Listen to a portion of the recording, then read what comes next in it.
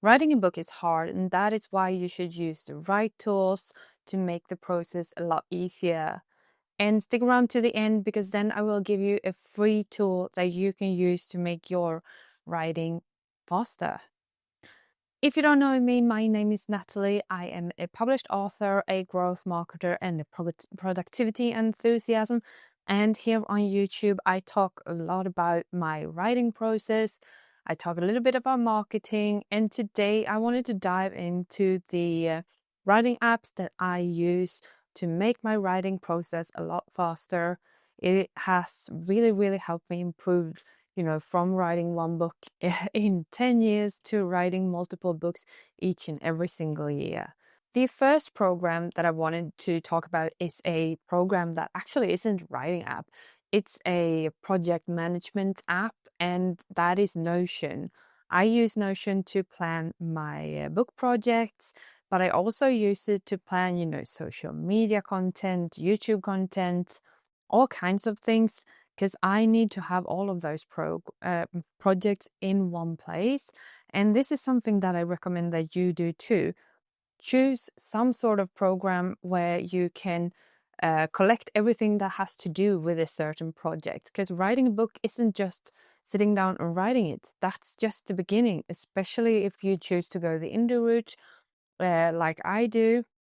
Then you also have to do like you have to choose where you're going to print the books. You have to choose a cover designer. You have to plan your marketing.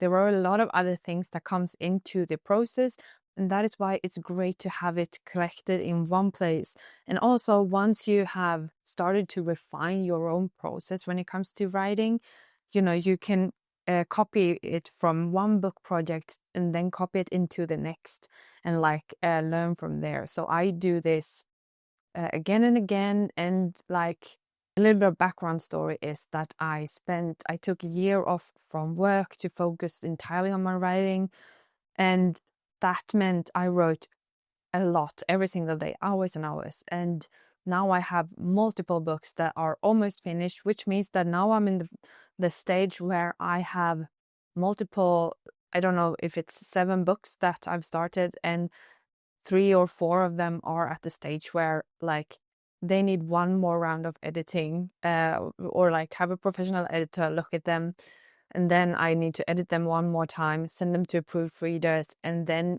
they're good to go. Which means that right now a lot of my focus is on getting the books actually out there, because I've done everything that I can myself. So now I need to get outside help and do this. And that's where Notion come in. It's perfect, because now I have planned for 2026. I have 3 books that I'm launching in 2026. And, I write both in Swedish and English, so I need to translate them. And yeah, you can tell here.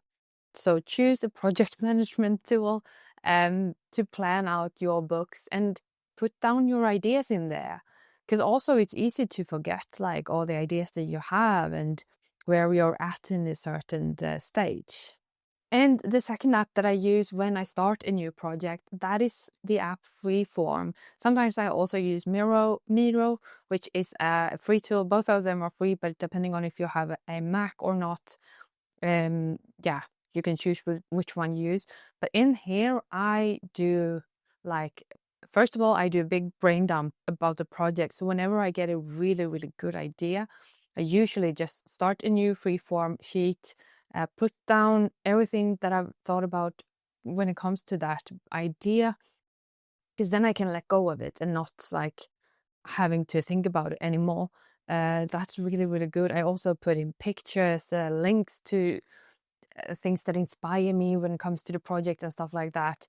And when I decide now it's time to actually write it, I usually use the 7 plot point system to plan out my stories, which has the hook, the inciting incident, the first pinch point, the midpoint, second pinch point, and so forth.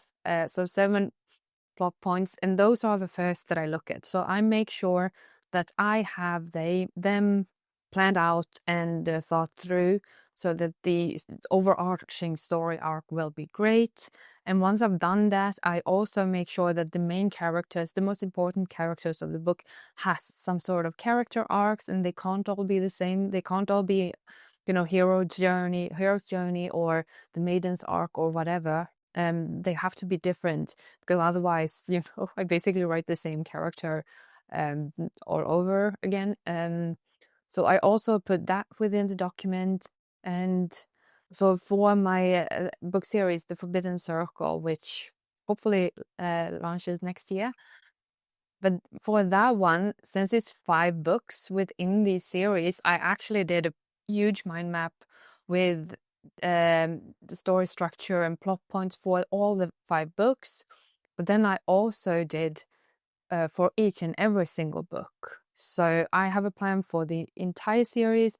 I have a plan for each book, and I have a plan for each, because there are 5 main characters throughout the series, and I have like their character arcs. So I've really put in a lot of time and effort just to plan it. I have brain dumps about the magical system, about the gods, about symbols, and that really, really helps me, because the book, The Library of Eternity, which is taking place in the same universe 100 years before The Forbidden Circle starts, when I started writing that project, I had the magical system. I could already go back to the Forbidden Circle board and just look at it. Okay, what have I been thinking here? Are there some sort of connections between the 2 stories? And yeah, there are, but they're not in the same series. They're parallel series that are connected and intertwined. But that really, really helps me, because I have it all in one place. I can always go back to that. And yeah, so that is a great tool to use to brain dump, and to also have the same sort of structure all over again. And once I'm done in Freeform, I usually move on and use my Google Sheet. So I have a spreadsheet where I put down the date. So I have one column for day, one column for how much time I've spent writing, and one column for what I'm doing. So if it's the first draft, if it's editing, if it's proofreading, whatever. And then I have one for how many words I've written. And in this, I started using this the year that I took off from work to write, which really, really helped me, because that meant that I learned how much time I need to write a first draft. I know that I write 1,000 words per hour on average, which means that 100,000 word long manuscript roughly takes 100 days to write a first draft if I write each and every single day. And now I know this, because I always keep track of how much I write each and every single day. It also helps a lot with ghostwriting, because then I can tell a customer that it will take me on average this long to produce the first draft, or to produce the second draft, or whatever it is. But yeah, so I track everything in there, but I also put down a plan, like this date I want to have the first draft ready, and then it's going to rest for 2 weeks, and then I'm going to edit or revise it and stuff like that. So the Google Sheet is great for that. But in that, I also have one column that is the where I put down every chapter that I want in the manuscript. So I break down, from having 7 plot points in the story, I break it down and write roughly 1 sentence for each and every single chapter. In this chapter, the main character is going to meet their mentor, or in this chapter, this and this is going to happen. This really helps me later on when I start writing, because then I know roughly what the point of the scene or the point of the chapter is. And I also know that I am on track when it comes to both the story arc and the character arc. So, and yes, I am a very organized person. I really like, but also, this is what I want to do for a living. So I need to have a process that is professional. I need to take this seriously. This is why I have this rigorous process. And if you want to write professionally, and if you want to write a lot of books, try different tools, try different processes, and build your own. That is why you're watching this video, because you want to make writing easier. And one way to make it easier is to take a professional approach to it. So yeah. And once the Google Sheet is done, I start writing, start a new project in Scrivener. And in there I usually use folders for each and every single plot point, so that I can just track that as well and see, like, okay, when I am about halfway through the manuscript, is that chapter in the midpoint folder? If not, then I'm really off, or I'm writing too much or too little or whatever. So that is a great way for me to keep track. But I usually just put down the each and every single chapter, put in the one sentence what each chapter is supposed to be about.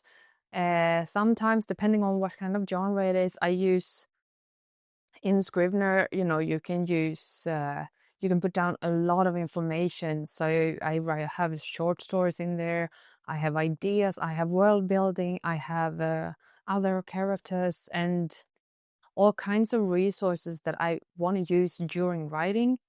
But when I write, I also make sure to put in what kind of word goal I have for each and every single day and for the entire project, so that I can follow it up in the bar in Scrivener. And if you want me to make a tutorial about how I use Scrivener, let me know in the comments and I will give you that video, of course. But otherwise, there are a bunch of great videos here on YouTube about that topic, so watch them if you want to learn more about Scrivener. But here's the thing though, like, Scrivener is a program that you pay for. So if you're at the beginning of your author journey, then I wouldn't buy it just yet. I would buy Scrivener if I know that I want to write multiple books. Then yeah, it's a great investment of your time and of your money, because it's such a powerful tool for us writers. Yeah. And also it's a great way because it also has this do not disturb mode when you just see your text on the screen and there are no other things. So yeah, I love it. Use it a lot. And so I write my first draft in Scrivener.